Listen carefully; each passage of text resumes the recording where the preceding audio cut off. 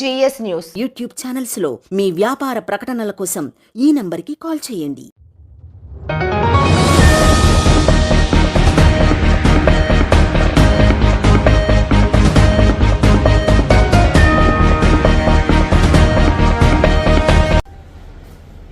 ఈరోజు ఆంధ్రప్రదేశ్లో ఉన్న ప్రజలందరూ కూడా ఈ 5 సంవత్సరాలు ఎప్పుడెప్పుడు అని చెప్పి వేచి చూసిన ఎన్నికలు, మరి గతం కన్నా ఈ ఎన్నికల్లో పోలింగ్ పర్సంటేజ్ పెరగడానికి ముఖ్య కారణం కూడా మార్పు కోరుకుంటున్నారు. ప్రజలు ఈ 5 సంవత్సరాలు భయభ్రాంతులకు గురయ్యి బయటికి వచ్చి చెప్పుకోలేని బాధలు, కష్టాలు వాళ్ళ ఓటు రూపంలో ఆ సమాధానం చెప్పారని చెప్పి మేము అనుకుంటున్నాము. ఎందుకంటే ఈరోజు పోలింగ్ అయిపోయిన తర్వాత చాలా మంది గ్రామస్తులు మేము కలిసిన తర్వాత వాళ్ళు చెప్పడము, వాళ్ళ బూతులలో 93%, 91, 92, 85 ఇట్లా ప్రతి ఒక్క బూత్లో కూడా పర్సంటేజ్ పెరగడం జరిగింది.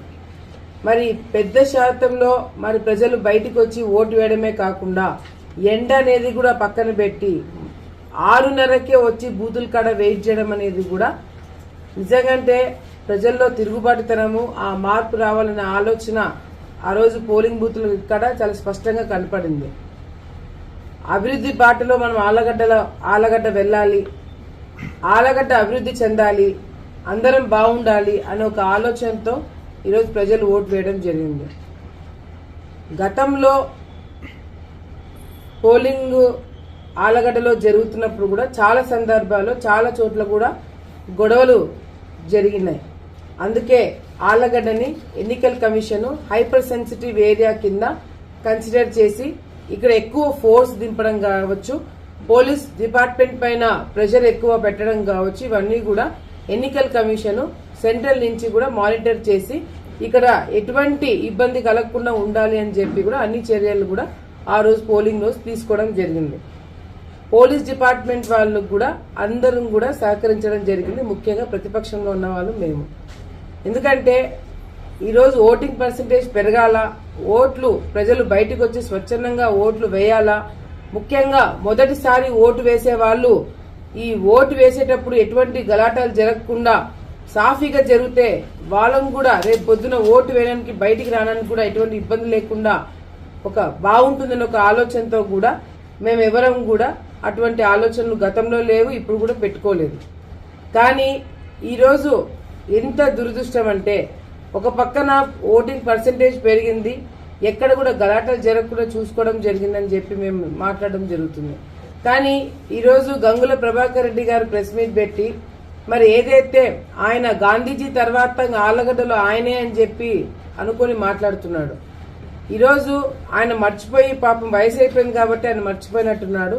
రుద్రవరంలో వాళ్ళ వల్లనే ఒక పెద్ద గొడవ జరగడానికి ముఖ్య కారణం కూడా గంగుల ప్రభాకర్ రెడ్డి గారు, మరి ఆయన కొడుకు, ఆయన కుటుంబ సభ్యులు, మిగతా కార్యకర్తలు, వైసీపీ కార్యకర్తలు వీళ్ళందరూ కూడా ప్లాన్ చేసి ట్రాప్ చేసి మరి రుద్రవరంలో హెడ్ క్వార్టర్స్ లో గలాటా చేయాలి, పోలింగ్ పర్సంటేజ్ తగ్గించాలి, బయటికి ప్రజలు వచ్చి ఓట్లు వేయకూడదని చెప్పి ఒక ఆలోచనతో రాళ్లు, సీసాలు, గాజు పెంకులు ఇవన్నీ కూడా అప్పటికప్పుడు రావు కదా, ఇవన్నీ కూడా ఏర్పాటు చేసుకొని వాళ్ళు బండిలో ఎంచి, వాళ్ళ వెహికల్లో ఎంచి అవన్నీ తీసి వేస్తున్న స్పష్టంగా ఒక వీడియో కూడా రిలీజ్ చేయడం జరిగింది.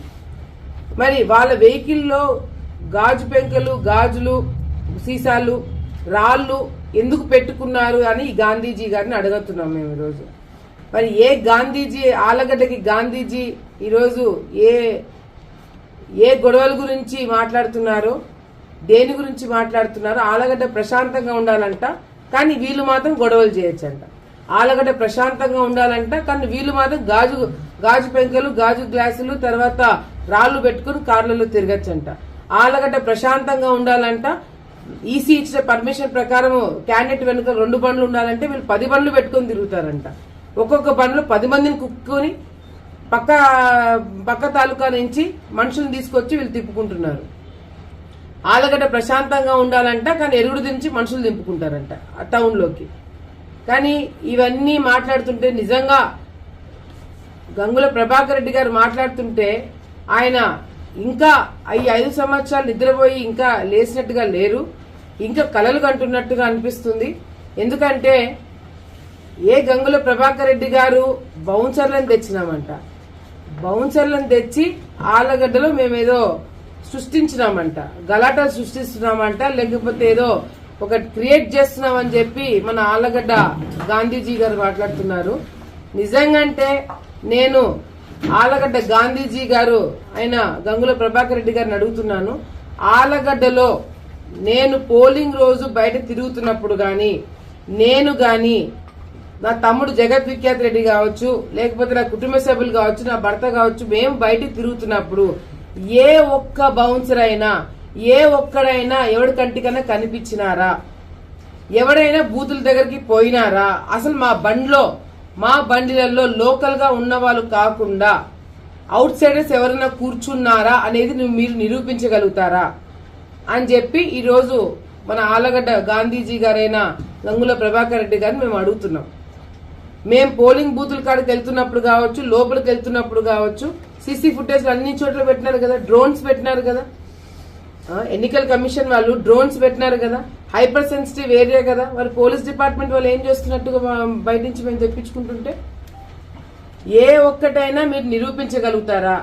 వాళ్ళెవరో గేట్ కాడ ఎవడో ఫోటోలు దిగినాడంట, ఆ ఫోటోలు దిగిన వాళ్ళు బౌన్సర్లు అంట, బౌన్సర్లు మేము తెచ్చుకున్నామంట, మేము తిప్పుకున్నామా? ఎక్కడైనా బౌన్సర్లు మీకు బయట కనపడినారా? మీడియా మిత్రులు మాతో పాటే ఉన్నారు. సో ఇవన్నీ దయచేసి ఇప్పటికైనా మీ పద్ధతులు మార్చుకోండి, ఇప్పటికైనా మీ పద్ధతులు మార్చుకొని మాట్లాడాలని చెప్పి తెలియజేసుకుంటూ, మరి అవుట్ సైడర్స్ నుంచి ఎందుకు వచ్చినారు? ఈరోజు ఆలగడ్డలో ఒక ఘటన జరిగింది. ఏంటి ఘటన? నా దగ్గర పనిచేసే ఒక వ్యక్తిని ఆ వ్యక్తి పైన అటాక్ చేసినారు. ఎవరు ఆ వ్యక్తులు? బయట నుంచి వచ్చిన, నంద్యాల ప్రాంతం నుంచి వచ్చిన రౌడీ షీటర్లు. ఏదైతే నంద్యాలలో కానిస్టేబుల్ మర్డర్లో ఉన్న కొంతమంది వ్యక్తులు, వాళ్ళ గ్యాంగ్ కి సంబంధించిన కొంతమంది వ్యక్తులు, వాళ్ళు ఆలగడ్డకి ఎట్లా వచ్చినారు? వాళ్ళు ఆ కానిస్టేబుల్ మర్డర్ అయిపోయిన తర్వాత ఆ బ్యాచ్ 3 మర్డర్లు చేశారు నంద్యాలలో, కాంట్రాక్ట్ మర్డర్లు. అటువంటి వాళ్ళు ఆలగడ్డకి ఎట్లా వచ్చినారు? ఎవడు తీసుకొచ్చినాడు? అంటే నేనే తెప్పించుకొని నేనే మా వాళ్ళని మీద అటాక్ చేయించుకుంటానా? ఏమన్నా బుద్ధి జ్ఞానం ఉండి మాట్లాడుతున్నారా వైసీపీ నాయకులు?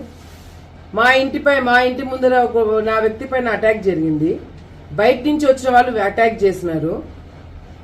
ఆ గ్యాంగ్ లో ఉన్న ఒక వ్యక్తి గంగుల కిషోర్ రెడ్డి కొత్తపల్లికి తీసుకోబోయి ఆ వ్యక్తిని ఏజెంట్ కూర్చోబెట్టాలని చెప్పి ప్రయత్నం చేసినాడు.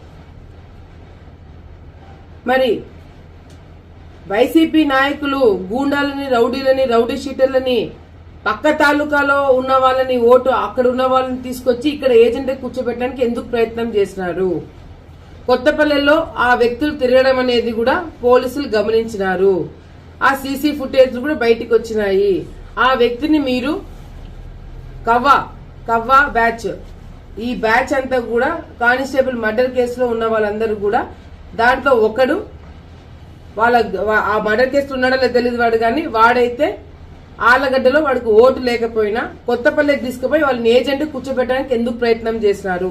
వాళ్ళని అక్కడి నుంచి పంపించేస్తే కొత్తపల్లి ఊరు బయటికి వెళ్లి అక్కడ కొంతమంది రౌడీలని పెట్టి అక్కడ గలాటా చేయాలని చెప్పి అనుకున్నారా లేదా అనేది కూడా పోలీస్ ఇన్వెస్టిగేషన్ లో బయటపడుతుంది.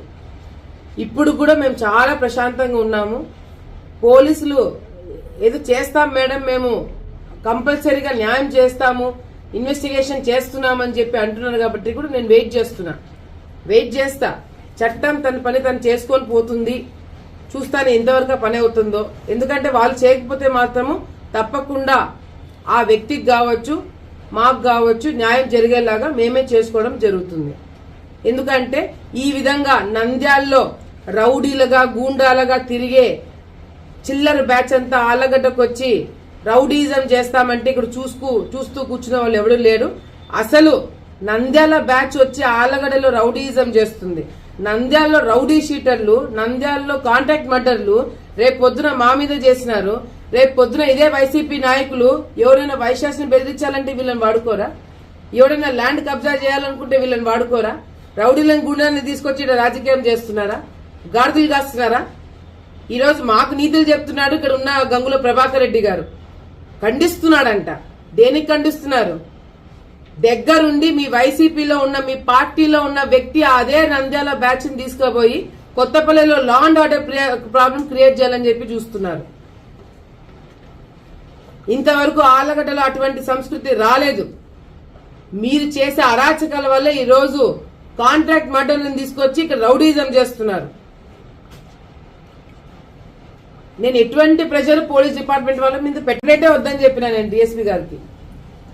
నిన్న రాత్రి సిఐ వాళ్ళందరూ మొన్న రాత్రి మా ఇంటికాడికి వస్తే అసలు మేము కంప్లైంట్ ఇవ్వదలుచుకోలేము, మాకు వద్దు కంప్లైంట్, మేము ఇవ్వదలుచుకోలేము, మాకు నమ్మకం లేదు, పోలీస్ డిపార్ట్మెంట్ పైన కానీ వ్యవస్థ పైన మాకు నమ్మకం లేదు, మాకు ఎట్లా న్యాయం చేయించుకోవాలని మేమే చూసుకుంటామని చెప్పి చెప్పడం జరిగింది.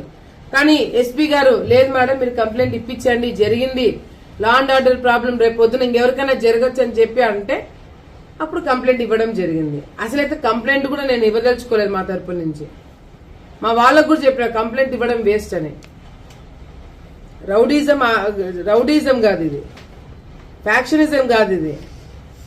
కాంట్రాక్ట్ మర్డర్ని తీసుకొచ్చి అటాక్ చేపిస్తారా? మళ్ళీ ఆయన ప్రెస్ మీట్ పెట్టి, అంతవరకు ప్రెస్ మీట్ పెట్టలేదు ప్రభాకర్ రెడ్డి గారు, అంతవరకు ప్రెస్ మీట్ పెట్టలేదు. ఎక్కడ వైసీపీ నాయకుల పేర్లు బయటకు వస్తాయని చెప్పేసి ఈయన ప్రెస్ మీట్ పెట్టి నేను బౌన్సర్లను తెప్పించుకున్నానంట. నేను బయట వ్యక్తులు వచ్చాడని చెప్పి ఈయన నా మీద ఈసీ కంప్లైంట్ చేస్తాడంట. ఏమన్నా బుద్ధి జ్ఞానం ఉండి మాట్లాడుతున్నారా? ఎవడు ఔట్సైడర్లను తెచ్చింది నేను చూపించాలా ఫోటోలు? గంగుల కిషోర్ వెనకాల ఎందుకు మనుషులు తిరుగుతున్నారు? కాంట్రాక్ట్ మర్డర్లు చేసిన వాళ్ళు, రౌడీజం గూండాయిజం చేసిన వాళ్ళు, నంద్యాలకు తిరుగుతున్న వ్యక్తులు ఎందుకు ఆళ్లగడ్డలో పెట్టుకొని తిరుగుతున్నారు? నిఖిల్ గురించి మాట్లాడుతున్నారు. ఆ అబ్బాయికి ఇక్కడ ఓటు ఉంది, నాతో పాటు తిరిగే వ్యక్తులకి ఇక్కడ ఓటు ఉంది. ఓటు లేని వాడు ఇక్కడ ఎవరు తిరగట్లేదు నా దగ్గర. పోలింగ్ రోజు నా వెంట తిరిగిన వాళ్ళు ప్రతి ఒక్కరి దగ్గర ఓటు ఉంది. కానీ కొత్తపల్లిలో ఆలగడ్డ తాలూకాలోనే ఓటు లేని వాడు ఎందుకు తీసుకొచ్చి మీరు ఏజెంట్ కూర్చోబెట్టాలనుకున్నాడు గంగుల కిషోరు. ఎఫ్ఐఆర్ ఫైల్ అయింది ఏవి సుబ్బారెడ్డి పైన 307 SC ST కేసు, కొన్ని సెక్షన్లు పెట్టినారు. ఇంకా ఇన్వెస్టిగేషన్ జరుగుతుంది. నంద్యాల ప్రాంతం నుంచి వచ్చిన వాళ్ళు ఎందుకు తీసుకొచ్చారు, బాడీ గార్డులకు ఎందుకు పెట్టుకున్నారు, ఎప్పటి నుంచి పెట్టుకున్నారు? వీళ్ళు నా దగ్గర పనిచేసే వాళ్ళు కొన్ని సంవత్సరాల నుంచి నాతో పాటు ఉన్నారు.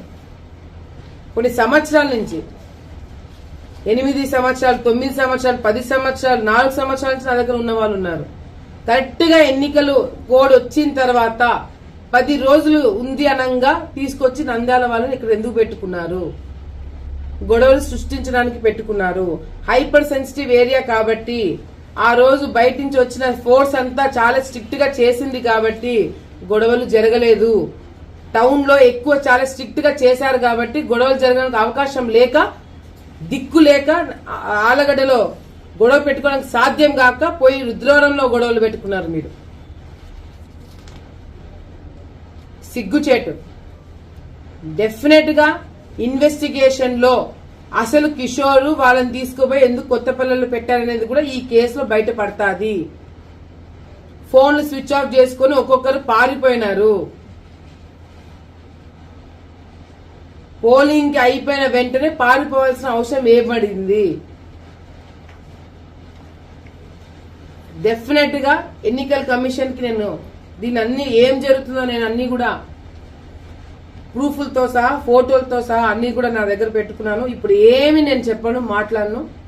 రేపు పొద్దున డెఫినెట్ గా మాకంటూ టైం వచ్చినప్పుడు అన్నిటికీ సమాధానం చెప్పడం జరుగుతుంది. ఎందుకంటే పోలీస్ డిపార్ట్మెంట్ ఏ విధంగా వాళ్ళ మీద ప్రెషర్ ఉందో లేదో, చేస్తారో చేయరో నాకైతే తెలియదు. ఎక్కువ హోప్స్ కూడా నేను పెట్టుకోవట్లేదు, వాళ్ళ మీద నేను ప్రెషర్ పెట్టట్లేదు, పెట్టను కూడా. డెఫినెట్ గా మాకంటూ ఒక టైం వస్తున్నప్పుడు అందరికి కూడా సమాధానం చెప్పడానికే వేచి చూస్తున్నాము ప్రశాంతంగా అని చెప్పి సందర్భంగా తెలియజేసుకుంటూ, మరొకసారి ఆలగడ్డ ప్రజలు మీరు ఎటువంటి ఇబ్బందులు పడకండి, ఎటువంటి భయభ్రాంతులకు గురి కాకండి. ఆలగడ్డలో మళ్లీ ప్రశాంతంగా వాతావరణం ఉండేటట్టుగా మేము చూసుకుంటాము. ఎవరైనా పిచ్చి పిచ్చి పనులు చేస్తే వాళ్ళని ఏ విధంగా వాళ్ళని కంట్రోల్ చేయాలనేది కూడా మాకు తెలుసు. ఎటువంటి పరిస్థితుల్లో ఆలగడ్డలో రౌడీజం, గూండాయిజం లేకుండా చూసుకునే బాధ్యత నాదని చెప్పి ప్రజలకందరూ కూడా తెలియజేసుకుంటూ, మరి పెద్ద స్థాయిలో అందరూ కూడా బయటకు వచ్చి, ఆ రోజు నేను పోలింగ్ రోజు చూశాను, చాలా మంది మహిళలు చిన్న పిల్లలు ఎత్తుకొని ఎంత ఎండగా ఉన్నా కూడా పగలపూట చాలా మంది నీళ్లు లేకపోయినా ఎండలో నిల్చొని మరి ఓటు వేసడానికి బయటకు వచ్చినారు. చాలా మంది ముసలోళ్ళు వచ్చినారు. యువత, చాలా మంది యువత ఫస్ట్ టైం ఓటర్స్ కూడా కంపల్సరీ ఈసారి మనం ఓటు వేయాలా, మన బాధ్యత మనం నెరవేర్చాలా అని చెప్పి ఒక ఉద్దేశంతో ఆళ్లగడ్డ ప్రజలు, ఆంధ్రప్రదేశ్ ప్రజలందరూ కూడా బయటకు వచ్చి వాళ్ళ ఓటుని ఉపయోగించుకున్నందుకు ప్రతి ఒక్కరు కూడా పేరు పేరున నేను ధన్యవాదాలు తెలియజేసుకుంటూ, వాళ్ళు ఎటువంటి నిర్ణయం ఇచ్చినా కూడా మేము స్వాగతం పలుకుతాము. కానీ ఆంధ్ర రాష్ట్రాన్ని కాపాడడానికి వాళ్ళు సరైన నిర్ణయం తీసుకున్నారని చెప్పి నమ్ముతున్నాము.